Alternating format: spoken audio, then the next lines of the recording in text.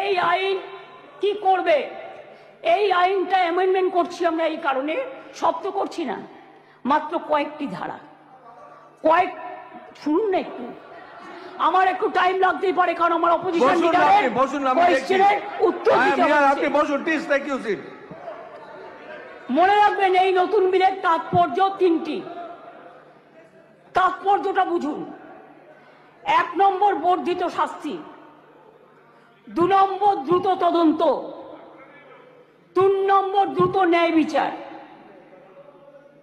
নতুন আইন সুনিশ্চিত করবে যে ধর্ষণ এবং নারী শিশুর প্রতি সকল যৌন হিংসায় শাস্তি হবে কঠোরতম। ভারতীয় ন্যায় সংহিতা এবং পস্কো আইনে এসব ক্ষেত্রে যে শাস্তির কথা বলা আছে তা আমাদের আইনে উল্লেখযোগ্যভাবে বৃদ্ধি করা হয়েছে। ধর্ষণ ও গণধর্ষণের ক্ষেত্রে ভারতীয় ন্যায় সংহিতার যে শাস্তির কথা বলা হয়েছে 10 থেকে 20 বছরের সশ্রম কারাদণ্ড এবং ক্ষেত্র বিশেষে যাবজ্জীবন সশ্রম কারাদণ্ড। আমরা এটাকে করছি আমৃত্যু সশ্রম কারাদণ্ড থেকে গুরুতর থেকে ক্ষেত্রে এমনকি প্রাণদণ্ড, এইটুকুই আমরা চেঞ্জ করেছি। ধর্ষণ বা গণধর্ষণের ফলে নির্যাতিতার মৃত্যু হলে বা নির্যাতিত সম্পূর্ণ ভেজিটেবল হয়ে গেলে ভারতীয় ন্যায় সংহিতায় এর শাস্তি বলা আছে 20 বছরের সশ্রম কারাদণ্ড এবং ক্ষেত্র বিশেষে যাবজ্জীবন সশ্রম কারাদণ্ড। আমরা এটাকে করেছি প্রাণদণ্ড ও জরিমানা। এ প্রসঙ্গে বলি, এমনকি আর্থিক জরিমানার কথাও বলা হয়েছে যে ধর্ষিতা বা নির্যাতিতার চিকিৎসাগত অথবা তার নিকটাত্মীয়ের সামাজিক ও মানসিক পুনর্বাসনেও সেটা সহায়ক হয়। অ্যাসিড আক্রমণের ক্ষেত্রে অনেক সময় দেখবেন মেয়েদের অ্যাসিড ছুঁড়ে মারে।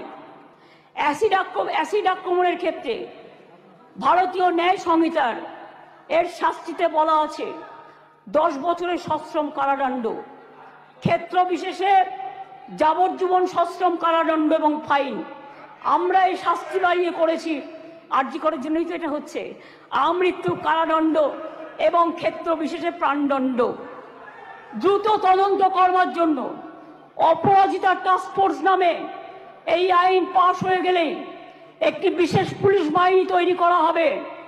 এই ধরনের অপরাধের দ্রুততম তদন্তের জন্য প্রাথমিক রিপোর্ট আসার পরে 21 দিনের মধ্যে তদন্ত সমাপ্ত হবে। খুব ব্যতিক্রমের ক্ষেত্রে বড় জোর 15 দিন পর্যন্ত তদন্ত সীমা বাড়ানো যেতে পারে। শিশুদের জড়িয়ে কোনো অপরাধ সংগঠিত হলে সাক্ষ্য সংগ্রহ হবে 7 দিনের মধ্যে। দ্রুততম বিচারের স্বার্থে বিশেষ আদালত তৈরি হচ্ছে। চার্জশিট জমা দেওয়ার 30 দিনের মধ্যে ট্রায়াল শেষ করতে হবে। দ্রুততম বিচারই নির্যাতিতার মানসিক স্বাস্থ্য পুনরুদ্ধারের পক্ষে শ্রেষ্ঠতম পদক্ষেপ।